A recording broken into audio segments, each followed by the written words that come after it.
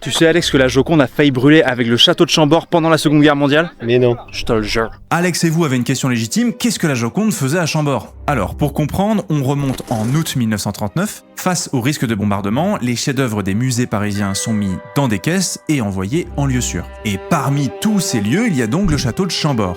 Bon, en fait, la Joconde, elle va pas rester bien longtemps à Chambord, elle va aller dans un endroit plus sécurisé encore. Surtout que Chambord n'est finalement pas du bon côté de la fameuse ligne de démarcation. Mais il va tout de même continuer à abriter plus de 2000 caisses de tableaux, de sculptures et d'objets d'art pendant toute la durée de l'occupation. Et jusqu'au débarquement, où l'enjeu, c'est d'éviter les bombardements et accidents des Alliés. Les emplacements des dépôts leur sont donc transmis. Et pour être sûr que les Alliés ont bien reçu le message, la BBC diffuse des messages codés du type « La Joconde a le sourire ». Je répète, la Joconde a le sourire.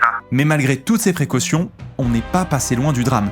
Le 22 juin 1944, un avion américain, abîmé par plusieurs tirs, doit se poser en catastrophe. Un moteur est dans les choux, l'avion perd de l'altitude et les tourelles du château se rapprochent dangereusement. La boulette.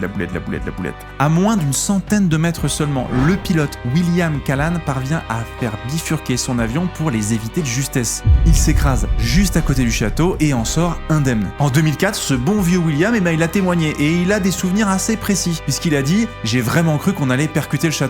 Merci beaucoup mon William d'avoir fait un petit peu attention. Bref, on n'est pas passé loin d'une catastrophe avec la destruction du château et avec un incendie qui aurait sûrement détruit des milliers d'œuvres d'art de nos musées. Merci William d'avoir bifurqué. J'adore l'Amérique.